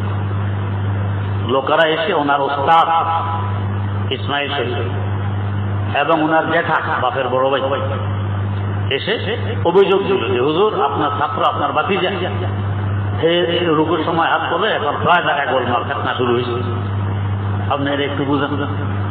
তো ওস্তাদ তো বুঝে ছাত্রটা কেমন, হুজ্জাতুল ইসলামকে এমনি রকবার উপাধি দিছে। ভাই ইসমাইলকে আমি এক কথা বললে সে আমাকে 10 কথা শোনাবে। এক কাজ করো, তোমরা এই কথাগুলো আব্দুল কাদেরকে গিয়ে বলবো। আব্দুল কাদের ইসমাইল শহীদ রহমতুল্লাহ আরেক দেখা, শাহ আব্দুল আজিজ রহমতুল্লাহ এর ভাই, কিন্তু বড় শাহ আব্দুল আজিজ শাহ, আব্দুল কাদের সাহেবের ছোট ভাইয়ের হাওলা করলেন, তার কাছে গিয়ে বলবো। তো লোকেরা গিয়ে তার কাছে বলছে হুজুর আপনার ভাতিজা ইসমাইল রুকুর সময় রুকুতে যেতে হাত তোলে, জায়গা জায়গা ফেতনা শুরু হয়েছে, কি করো? তো এর ডাকো, ডাকছে ইসমাইল তুমি নাকি রুকুর সময় হাত তোলো? জি। কেন তোলো? হাদিস শরীফে আছে একটা মুর্দা সুন্নতকে জিন্দা করলে শহীদের সওয়াব পায়। এখন কেউ হাত তোলে না, এটা সুন্নত, বুখারী শরীফে আছে। এই জন্য মুর্দা সুন্নত জিন্দা করতেছে, শহীদের সওয়াব পাবো। আব্দুল কাদের সাহেব রহমতুল্লাহ বললেন এতদিন মনে করতাম কিছু এলেম তোমার আছে, আজকে বুঝলাম এলেমের বাতাসও গায়ে লাগে। প্রথমে দমক। মুর্দা সুন্নত কখন হয়? যখন ওই সুন্নত উঠে গিয়ে তার জায়গা বেদাতে দখল করে, এটাকে বলে মুর্দা সুন্নত। আর এক সুন্নতের জায়গা যদি আরেক সুন্নত এসে দখল করে, এই সুন্নতকে মুর্দা সুন্নত বলা হয় না। যেমন মনে করেন এখানে মাদ্রাসা, এই মাদ্রাসার মুহতামিমের দায়িত্ব আমার কাছে। আমি যদি মারা যাই আরেকজন মুহতামিম হবে, তো মাদ্রাসা মারা গেছে এটা বলা যাবে না। মাদ্রাসা দিন দেয়া আছে, মুহতামিমের পরিবর্তন হয়েছে, মাদ্রাসা দিন দেয়া। তো ঠিক এক সুন্নত বিদায় নিয়ে তার জায়গা আরেক সুন্নত আসছে, তো সুন্নত মারা গেছে তো বলা যাবে না, মারা যায় না। যেরকম রফে দাইনকে তুমি সুন্নত মনে করতেছ, রুকুর সময় হাত তোলাকে সুন্নত মনে করতেছ, রুকুর সময় হাত না তোলাও তো সুন্নত। আল্লাহ রাসূল তো শেষ জমানায় হাত তুলতেন না। তো তাহলে এক সুন্নত বিদায়ের পরে আরেক সুন্নত ওই জায়গায় আসছে, মূল্য কই মারা গেল। এখন কয় তওবা তওবা, হুজুর আসলে তো বুঝিনি, এখন বুঝি আসছে, পরে আর হাত তুলতেন না। ইসমাইল শহীদ রহমতুল্লাহ আলাইহি এত বড় আলেম, এত বড় জ্ঞানী, যাকে হুজ্জাতুল ইসলাম উপাধি দিলেন ওস্তাদ, তিনি পর্যন্ত মুরিদ হলেন গিয়ে তার কাছে সৈয়দ আহমদ শহীদে বালাকোট রহমতুল্লাহ আলাইহি। অথচ উনি আমাদের বাকায়দা এক এক ক্লাস করে দাওরে হাদিস পর্যন্ত পড়েননি, কয়েকদিন করছেন। তাও আল্লাহ হযরত আব্দুল কাদের রহমতুল্লাহ আলাইহির কাছে পড়তেন। একদিন সামনে কিতাব খুলছেন, ওস্তাদ পড়াইতে পড়ছেন, তো হুজুর কিতাবে তো কোনো লেখা নেই। কি পৃষ্ঠা দেখি সাদা, লেখা নেই। ওস্তাদ বলে আমি দেখি লেখা, কোনা হুজুর লেখা নেই। ছাত্র ওস্তাদের মাথামে, ছাত্র বলে লেখা নেই, পৃষ্ঠা সব সাদা, ওস্তাদ বলে লেখা। ওস্তাদ ভাবলেন মনে হয় চোখে কোনো সমস্যা দেখা নেই, জুতি নষ্ট হয়ে গেছে, সেসব সাদা দেখে। তো নিয়ে আসছে বড় ভাইয়ের কাছে, শাহ আব্দুল আজিজ রহমতুল্লাহ আলাইহির কাছে। এসে বলতে ভাই যান সৈয়দ আহমদকে আমার কাছে দিচ্ছেন পড়াইতে, হে বলে কিতাবে লেখা নেই, আমি দেখি লেখা আছে, হে বলেন। শাহ আব্দুল ইসাক সামনে দেখে নিয়ে, ভাই দেখো তো, না হুজুর কোন লেখা তো নেই, সব সাদা। উনি বলে লেখা তো আছে। উনি বুঝছেন এরা অন্য জগতের মানুষ, কোন মাকামের মানুষ আমরা তো কল্পনা করতে পারবো। এই যে একটু আগে আমার ওস্তাদ মোহতারাম মস্তবির কথা বলে গেলেন, এই মুসলিম শরীফ লিখতে গিয়ে আল্লামা রুমি নিজে কাগজ কলম হাতে নিয়ে বাকাদা চিন্তা করে করে কবিতাগুলো লেখেননি, শেরগুলো লেখেননি। আসার পরে বসতেন, বেশটা অটোমেটিক বলতে থাকতেন। ওনার পাশে ওনার এক মুরিদ আল্লামা হুকামউদ্দিন, উনি ওই নিজের পীরের মুখ থেকে শেরগুলো শুনে শুনে লিখতেন। এইভাবে মুসলিম রচনা বলতেছেন বলতেছেন বহুদিন যাবৎ বলতেছেন। ২৮,০০০ শের বলছেন এইভাবে, অটোমেটিক মুখ দিয়ে। চিন্তা করে আল্লাহর পক্ষ থেকে দান করা মওহুবী কিতাব। এরপরে যে বিষয় শুরু করছেন, আদা করতে গিয়ে হঠাৎ তো আশা বন্ধ হয়ে গেছে। আল্লাহু আ'লামু বিস-সাওয়াব, আল্লাহই ভালো জানেন, আর আসেন। অথচ যে বিষয় বয়ান শুরু করছেন, বয়ান শেষ হয়নি, আদা হতে গিয়ে শেষ, আর আসেন। ভবিষ্যৎবাণী দিলেন, আমার ৪০০ বছর পর ভারতবর্ষে আল্লাহর এক ওলি জন্ম নিবে, সে আমার অসমাপ্ত কাজকে সমাপ্ত করবে। বাস ভবিষ্যৎবাণী করে চলে গেলে। ঠিক ৪০০ বছর পর হযরত মুফতি এলাহি বখশ রহমতুল্লাহ আলাইহি পাঞ্জাবে কান্দলা বাড়ি, ওনার মনে আসতো মুসলিমের অসমাপ্ত কাজটা আমি সমাপ্ত করব। কিন্তু আবার চিন্তা, উনি যার কথা ভবিষ্যৎবাণী করে গেছেন, সে যদি আমি না হই, আমার এই পরিশ্রমটা কার যাবে, কাজে লাগবে। এখন বুঝবো কি করে সে লোকটা আমি না অন্য। উনিও ছাত্র ছিলেন শাহ আব্দুল আজিজ মুহাম্মদ দেহলভী রহমতুল্লাহ আলাইহি। পাঞ্জাব কান্দলা থেকে সফর করে দিল্লি আসছেন। এসে ওস্তাদের কাছে বলতেছেন, হুজুর মুসলিমের অসমাপ্ত কাজটা আমার সমাপ্ত করতে মন চায়, কিন্তু উনি যার কথা ভবিষ্যৎবাণী করে গেছেন, সে যদি আমি না হই, আমার এই পরিশ্রম বেকার যাবে, নষ্ট হবে। হুজুর কি করে বুঝবো সেই লোকটাকে আমি না অন্য?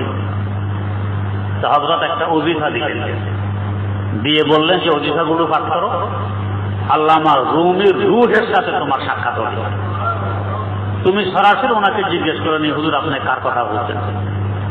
তোমার কথা বললে কাজ করো, বেকার যাবে না, তোমার কথা না বললে বাতলাও। বস ওস্তাদের বাতলানো এবং পীরের বাতলানো ওজিফাগুলো পালন করছেন। আল্লামা রুমির রুহের সাথে সাক্ষাৎ হয়ে গেছে। জিজ্ঞাসা করলেন, হুজুর আপনার যে ভবিষ্যৎ বাণী, আপনার 400 বছর পরে ভারতে এক ব্যক্তি জন্ম নিবে, তার হাতে আপনার অসমাপ্ত মুসনবী সমাপ্ত লাভ করবে, সেই লোকটা কে, কার কথা বলছে? তোমার কথা বলছে বলে ফেলে বাস কাজ শুরু করলেন। আরো 10,000 শেয়ার লেখে মুসনবী শেষ করলেন। যারা এই ঘটনা জানে না তারা বুঝবে না যে দুইটা দুইজনের লেখা, একদম এক নিয়ম, এক তর্ক, এক রং, কোন ব্যস্ত। এরা কোন পায়ার মানুষ চিন্তা করে? তো উনি বুঝে ফেলছেন যে সৈয়দ আহমদ এর দ্বারা অন্য কাজ হবে, লেখাপড়া লাগবে না। বস অন্য কাজ নেওয়া শুরু করলেন আর তাকে ঘষা মাজা আরম্ভ করলেন। গোসে মেজে এই মকামে পৌঁছাইলেন। ইসমাইল শহীদের মতো হুজ্জাতুল ইসলাম উনি পর্যন্ত মুরিদ হইলেন সৈয়দ আহমদ শহীদে বালাকোট রহমতুল্লাহ আলাইহি হলেন। তো হলেন, একদিন বলতেছেন, হুজুর এমন 2 রাকাত নামাজ পড়তে চাই যে 2 রাকাত নামাজ জীবনে নসিব হয়নি, এমন 2 রাকাত নামাজ পড়তে চাই। তো বস বলছেন, যাও জোগাড় করো। হুজুর করতে পড়ো, শুধু এতটুকু 2 রাকাত পড়ে এসে বললেন যে হুজুর জীবনে এমন 2 রাকাত নামাজ তো আর পড়তে পারে, একেই তো নামাজ। আপনারা শুনেছেন ভারতবর্ষে এক লোক ছিল, নামাজ পড়া সুন্দর, খুব প্রশিক্ষিত মানুষ, তাকে দেখতে আসতো, তার নামাজ দেখতে আসতো, এত সুন্দর নামাজ পড়ে। তার বাড়ি ছিল কলিকাতা, নামাজ পড়তো কলিকাতা আলিয়া মাদ্রাসার মসজিদ। হাকিমুল উম্মত মুজাদ্দিদুল মিল্লাত হযরত শাহ আশরাফ আলী থানভী রাহমাতুল্লাহ আলাইহি একবার কলিকাতা আসতেন। তো নামাজের সময় ওনারও মনে করছে লোকটাকে আমি একটু দেখি, সুন্দর নামাজি, নামাজ সুন্দর, কেমন লাগে একটু দেখি। তো খোঁজ নিয়ে জানতে পাইলেন সেই কলিকাতা আলিয়ার মসজিদে নামাজ পড়ে। তো হুজুরও আসলে সেখানে নামাজ পড়তে, ওকে দেখবেন জোহরের সময়। হুজুরকে দেখে কেউ আর ইমামত করতে রাজি হয় না। হুজুর বলেন, ভাই আমি মুসাফির মানুষ, আমি পড়বো 2 রাকাত, তোমরা পড়বে 4 রাকাত, শেষ লাগবে, নামাজ নষ্ট হবে, দরকার কি তোমরা পড়া। হযরতের সামনে কারো হিম্মত আর সাহস হয়নি যে নামাজ পড়া। বাধ্য হয়ে হযরত পড়াইলেন 2 রাকাত। নামাজ শেষে ওই সুন্দর নামাজওয়ালা লোকটি বলতেছে, তো ভাই আমার নামাজ সুন্দর, আমি সুন্দর নামাজি, মানুষের কাছে প্রসিদ্ধ, আমার কানো কথা এগুলো আসে, মানুষ আমাকে দেখতে আসে। আজ যে মাওলানা আশরাফ আলী থানভী 2 রাকাত নামাজ পড়াই, যদি উনি শুধু এই 2 রাকাত নামাজের সওয়াব আমাকে দিয়ে দেন, আমি আমার সারা জীবনের সকল সুন্দর নামাজ ওনাকে দিয়ে দিই। এমন নামাজটা জীবনে পড়া হয় কেন? গোসা মাজা অন্তর, এই অন্তরকে গোসলে মাজলে অন্তর শুদ্ধ হয়, পরিষ্কার হয়, এটাকে আত্মশুদ্ধি বলে। নিজে নিজে মাজলে হবে না, নিজে নিজে মাজলে নষ্ট হয়। যে জানে তার কাছে গিয়ে শিখতে হয়, তারপরে গোসা মাজা করলে এটা পরিষ্কার হয়।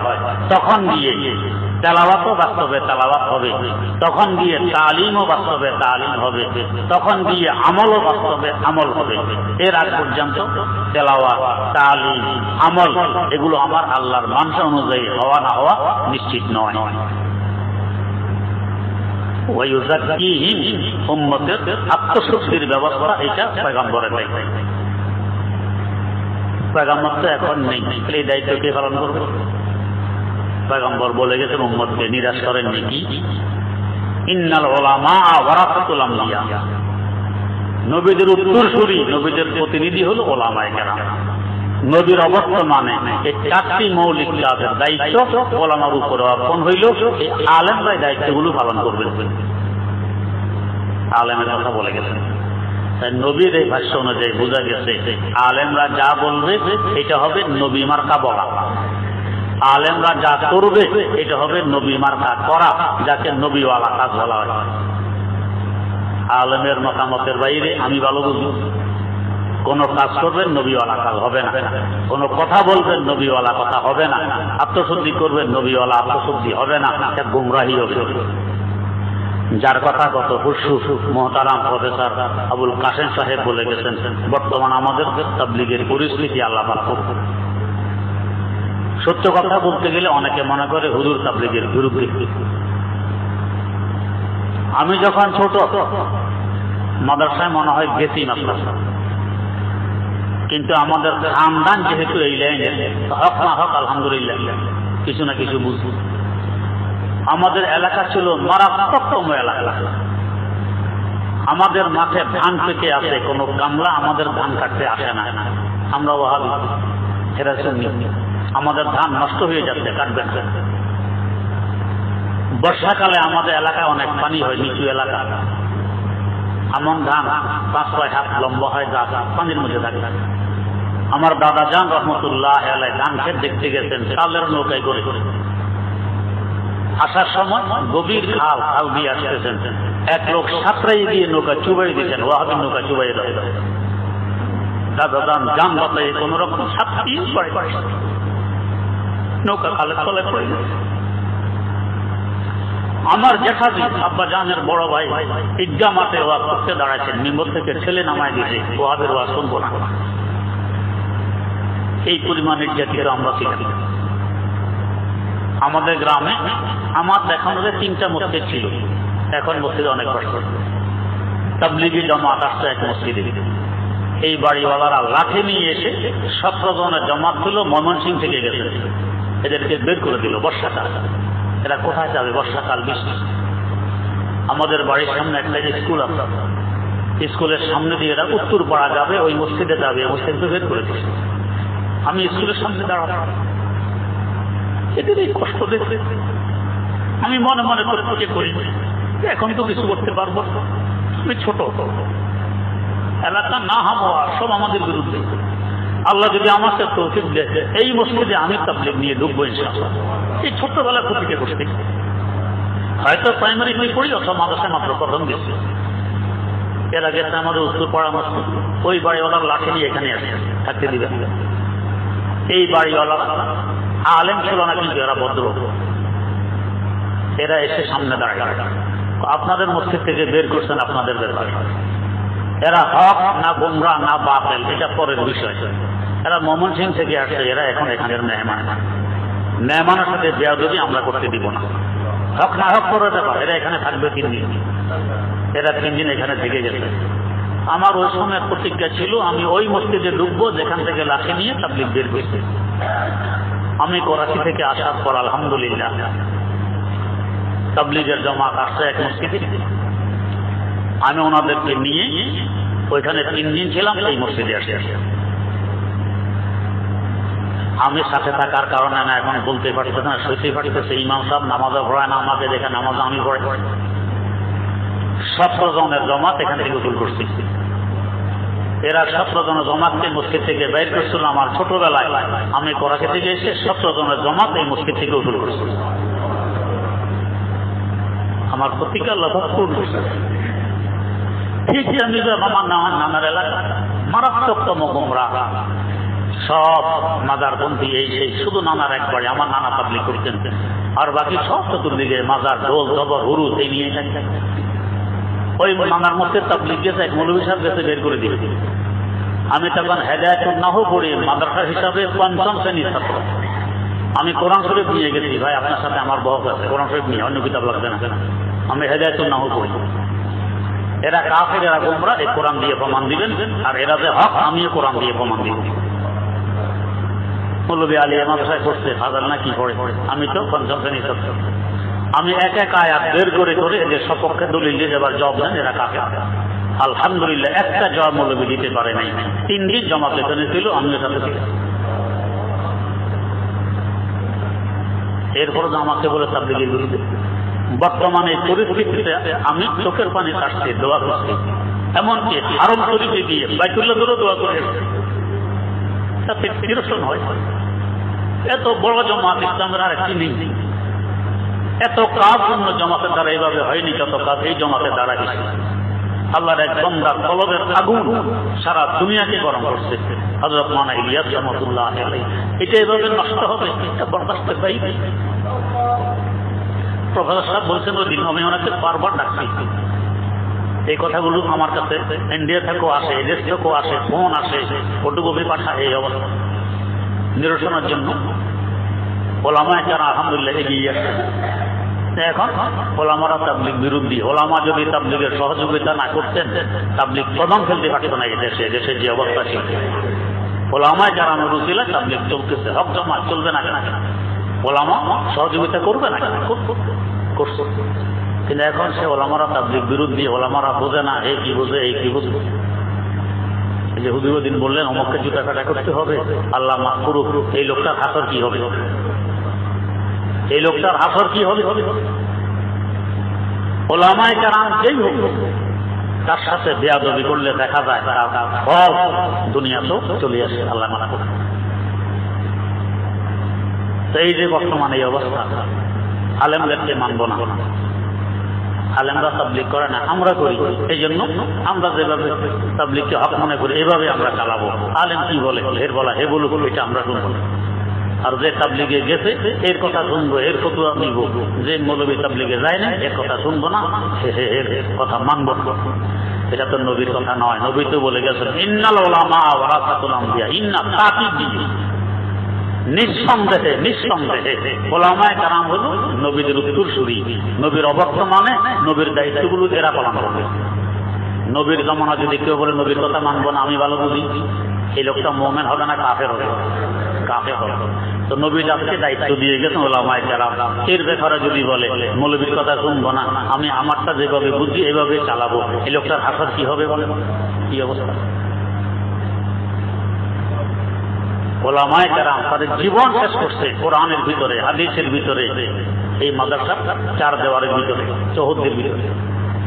এদের জীবনটা পুরো ইসলামী হুকুমতের ভিতরে চলে। প্রত্যেকটা কওমি মাদ্রাসা একটা ছোটখাটো ইসলামী রাষ্ট্র। এখানে ইসলামের বাইরের কাজ হতে দেওয়া হয় না। ইসলামী রাষ্ট্র আল্লাহ পাক রাষ্ট্রীয়ভাবে ইসলামী রাষ্ট্র যদিও আমাদেরকে দেননি নিজের বদ আমালের কারণে, কিন্তু আলহামদুলিল্লাহ যাদেরকে পছন্দ করছেন তাদেরকে ইসলামী রাষ্ট্রের ভিতরে রেখে লালন পালন করতেছেন। সেটা হলো কওমি মাদ্রাসা।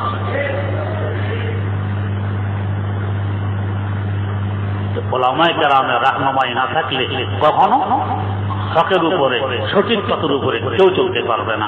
যেহেতু নবীর মৌলিক চারটি কাজ, এই চার কাজের দায়িত্ব নবী দিয়ে গেছেন ওলামায়ে কেরাম।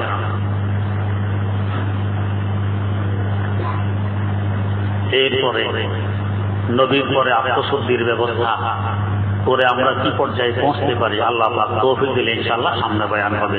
সুবহানাল্লাহি ওয়া বিহামদিহি, সুবহানাকাল্লাহুম্মা ওয়া বিহামদিক, আশহাদু আল্লা ইলাহা ইল্লা আনতা, আস্তাগফিরুকা ওয়া আতুবু ইলাইক।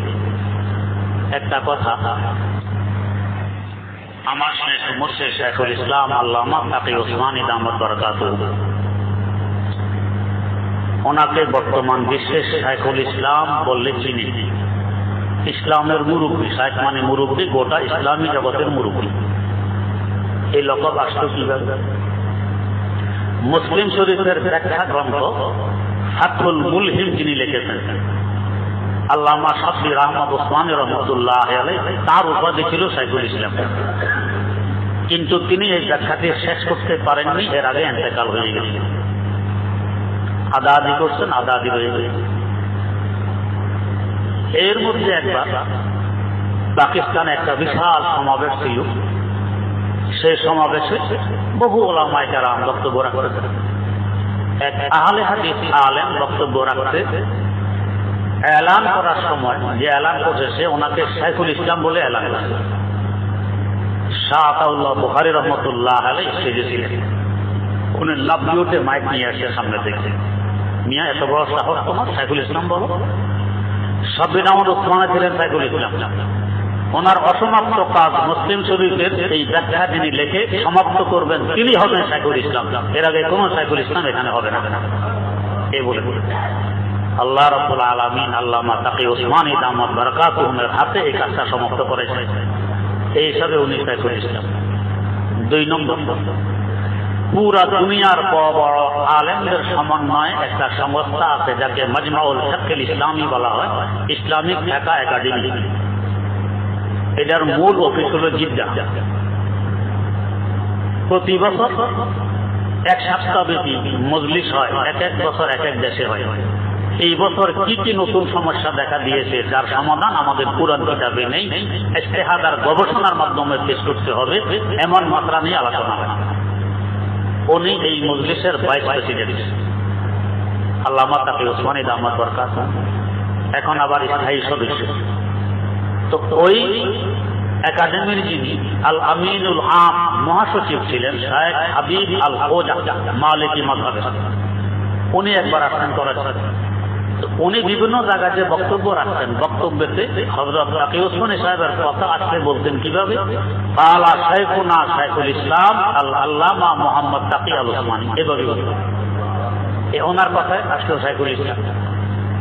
3 নম্বর, দারুল উলুম করাচিতে একবার একটি মজলিস স্টেজ পরিচালনা করে একজন ছাত্র, সে একটা বিভাগে পড়ে। হযরত শাইখুল ইসলামের বক্তব্যের আগে সে নাম ঘোষণা করতে গিয়ে বললেন শাইখুল ইসলাম আল্লামা তাকি ওসমানী এখন বক্তব্য রাখবেন। হযরত এসে খুব নারাজ হলেন, গুসা হলেন যে আজ থেকে আমি কঠোরভাবে নিষেধ করতেছি, আমার নামের আগে শাইখুল ইসলামকে বলতে পারবে না, এটা এই লকবের বেইজ্জতি, কঠোরভাবে হযরত নিষেধ করলেন। হযরতের বয়ানের পরে মুফতি আজম আল্লামা মুফতি রফি ওসমানী দামাত বরকাতুহু, তিনি বড় ভাই, ওনার বয়ান আছে। উনি দাঁড়িয়ে বললেন যে আমার ছোট ভাই তাকি ওসমানী তো শাইখুল ইসলাম বলতে নিষেধ করছেন। আজকের এই মজলিসে একটু আগে আমাদের দুইজনেরই উস্তাদ দারুল উলুম করাচি শাইখুল হাদিস আল্লামা সাহাবান মাহমুদ রহমতুল্লাহ আলাইহি, উনি আমাকে বলতেছিলেন যে আমার মনে চায় আমি তাকি ওসমানীকে শাইখুল ইসলাম লকব দেই, উপাধি দিই। প্রস্তাব বলতেছেন বড় ভাই, তো বড় বড় হুজুর আমার তো মনে চায়, যদি আমার ছোট ভাই মনে চায় তাকে শাইখুল ইসলাম উপাধি দিই। তো একটু আগে ওস্তাদ এ কথা বললেন, আর ছাত্র ঘোষণা দিল, উনি নারাজ হয়েছেন। ছাত্রের ব্যাপারে তো ওনার এই হুকুম চলবে যে আমার নামে শাইখুল ইসলাম বলতে পারবো না, হুকুম ছাত্রের উপরে চলবে। আমরা তো ওনার ছাত্র নয়, আমি ওনার বড় ভাই, আর উনি আমাদের ওস্তাদ, আমাদের উপরে ওনার হুকুম চলবে না, আমরা তো শাইখুল ইসলাম বলবো। এই 3 কারণে পুরো দুনিয়া উনি শাইখুল ইসলাম হিসাবে প্রসিদ্ধ হয়ে গেছেন। তো হযরত যেটা আমার বলা বলছিল নিষেধ করতে আমাকে শাইখুল ইসলাম বলবেন।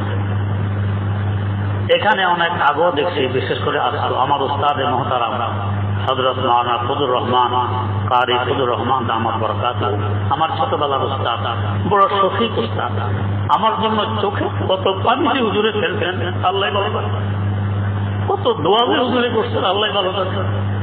হুজুর নিজে মেহেরবানি করে এখানে আসেন, আমার মতো এরকম নিকুম্মা ছাত্র বোধ হুজুর আরেকজন নেই, কখনো যে নিয়ে আসা আমার ভাগ্যে চোখেনি, খেদমত করা ভাগ্যে চোখেনি। আন্তরিকতা আছে, মহব্বত আছে, আলহামদুলিল্লাহ, ইজ্জতে তারা মন্তরা আছে, কিছু কিছু করতে পারি না যেহেতু আমি নিকুম্মা। তো হুজুর আমার কথা বললে মাঝে মধ্যে হযরত বলেন, মাওলানা বলেন, মুফতি বলেন, আমার খুব কষ্ট লাগে যে আমার উস্তাদ আমার নাম ধরে বলবে, তুমি করে বলবে, এতে আমার কাছে খুশি লাগবে। শাইখুল ইসলাম আল্লামা সাব্বির আহমদ ওসমানী রহমতুল্লাহ আলাইহি দারুল উলুম করাচিতে আসেন বৃদ্ধ বয়সে, মুফতি শফি রহমতুল্লাহ আলাইহির মায়ের সাথে সাক্ষাৎ করতেন। মুফতি শফি সাহেবের মা ছিল, ওনার মনে হয় ফুফু না মামি, মনে নেই, খুব বয়স। পরে উনি বলতেন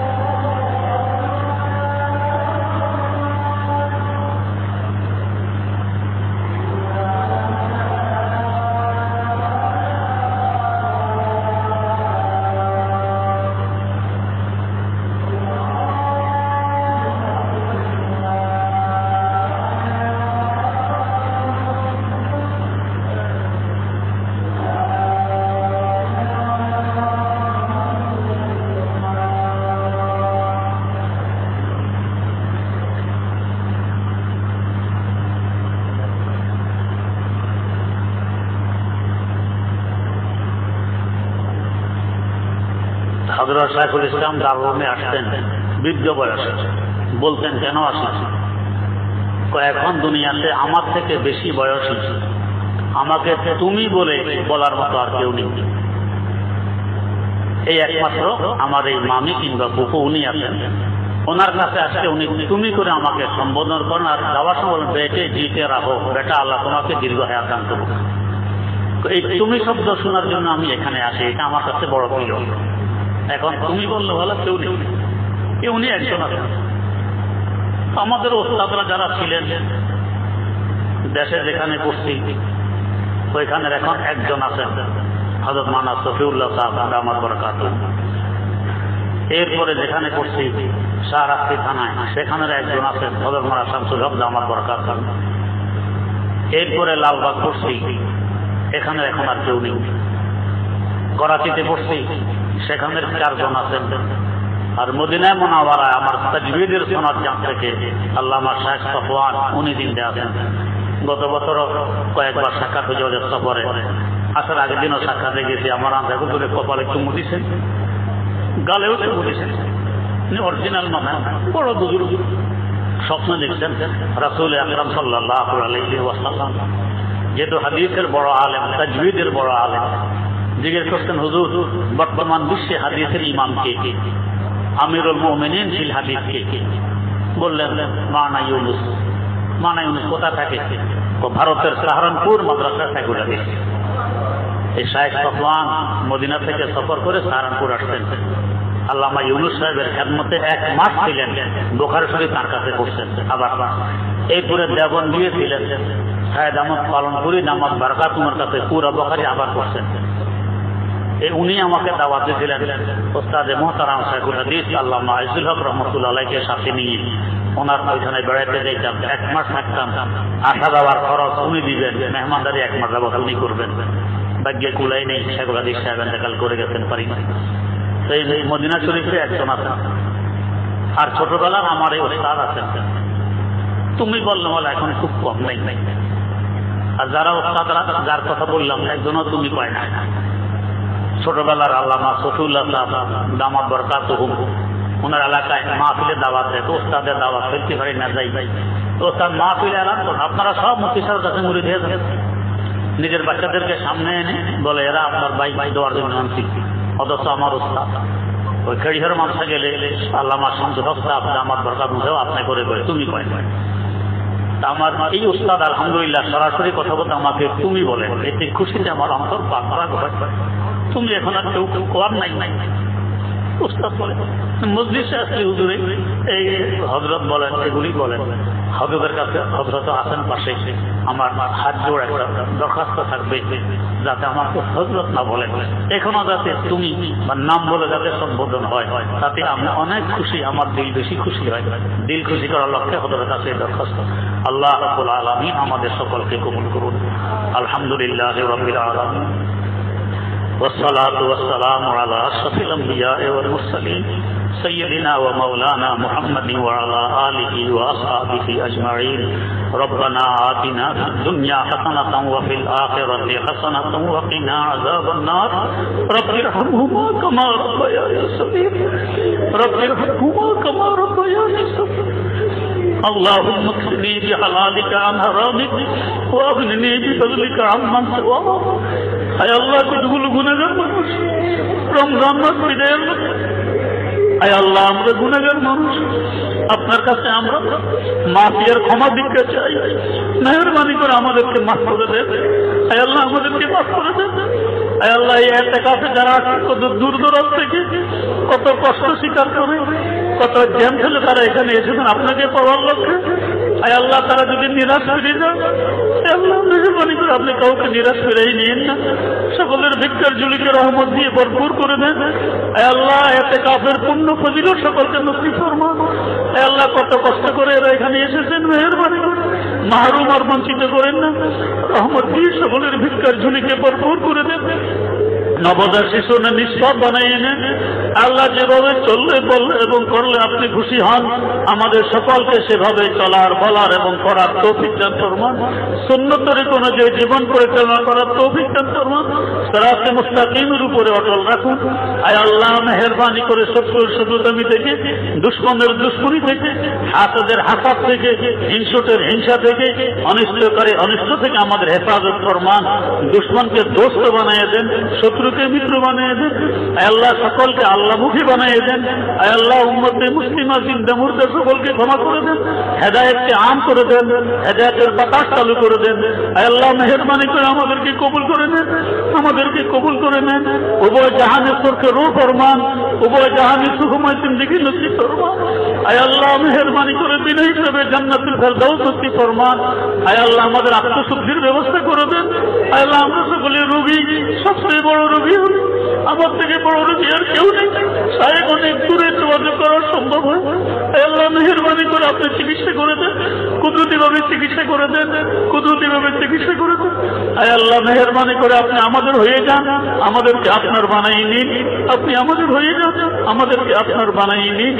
জীবনের সকল ন্যায় দোয়াগুলোকে কবুল করে নিন। সুবহানা রাব্বিকা রাব্বিল ইজ্জাতি আম্মা ইয়াসিফুন ওয়া সালামুন আলাল মুরসালিন ওয়াল হামদুলিল্লাহি রাব্বিল আলামিন।